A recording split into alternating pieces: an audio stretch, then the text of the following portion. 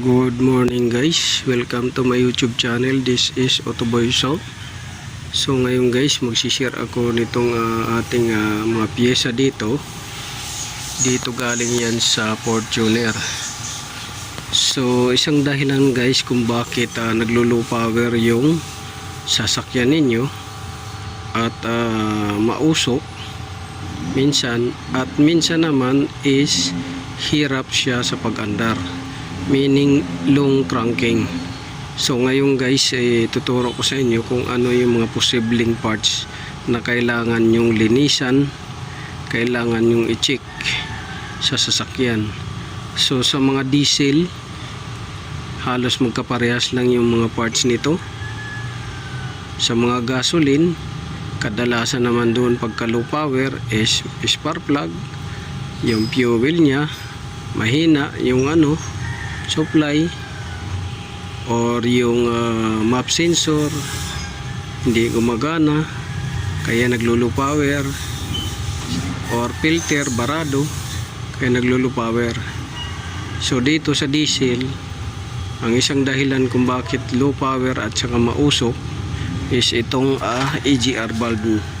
So iilawan natin guys para makita yung loob nito. So ito yung EGR valve. Kung nakikita ninyo, madumi na siya. Ayan.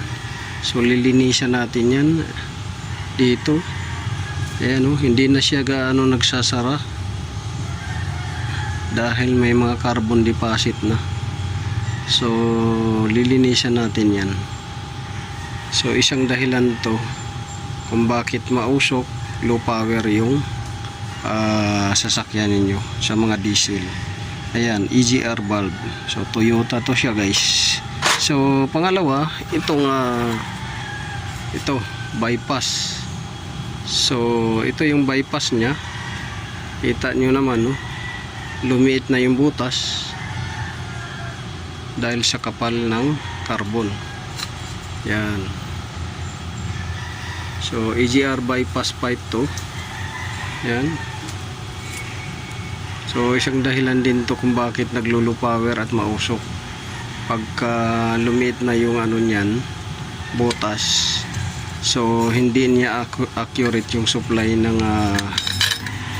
hangin na pumapasok. So yan. Tapos ito namang actuator nya. So ito yung EGR valve ng sa actuator naman to. Hindi sa turbo guys iba yung sa turbo na actuator, at iba rin yung sa actuator sa EGR.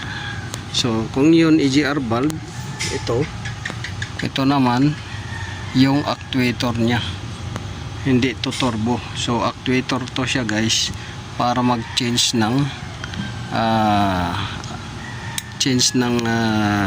passage yung hangin at supply. So yan flapper yan yan, parang throttle ang nito operation. So yan yung nya. So kita nyo madumi rin, at lilinisan din natin yan. Yan. So pang-apat ba guys? So isa, dalawa, tatlo. So pang-apat ito guys, yung EGR cooler. So ang laman nito guys ay carbon deposit, dahil ang hangin dito na pumapasok ay galing sa exhaust.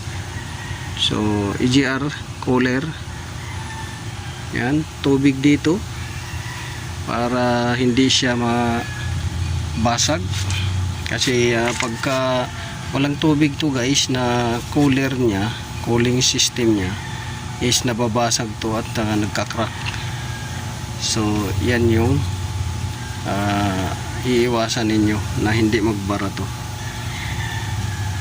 At minsan apektado to pagka nag-overheat. I-check nyo minsan to kung bakit nagbabawas yung tubig sa coolant ninyo, baka may crack na yung EGR niyo, doon pumupunta. So tapos ito naman ay adapter lang to siya doon sa may ito valve nya. So flapper, sa may flapper nya. So yun lang i-share ko. Yan yung lilinisan natin. Nandito yung mga gasket, tabi nyo lang, magagamit pa yan. Di pa naman ganong kalaspag. Tapos ito sa transmission naman to, at saka ito idler bearing dahil may maingay, at saka ito magaspang na yung ikot nito, idler bearing. Ito sa transmission filter. So yun lang may share ko sa inyo guys, kung bakit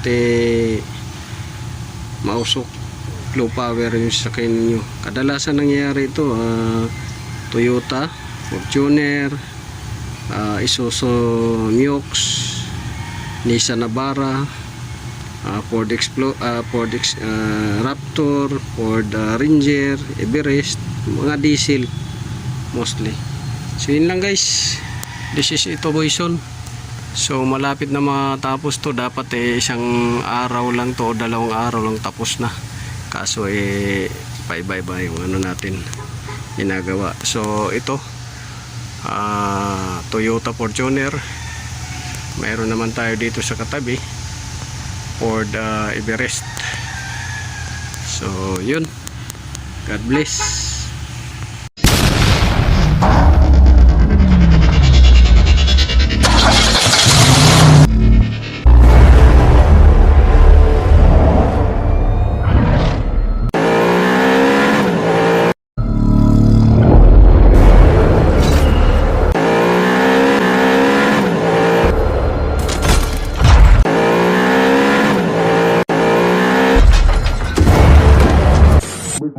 Make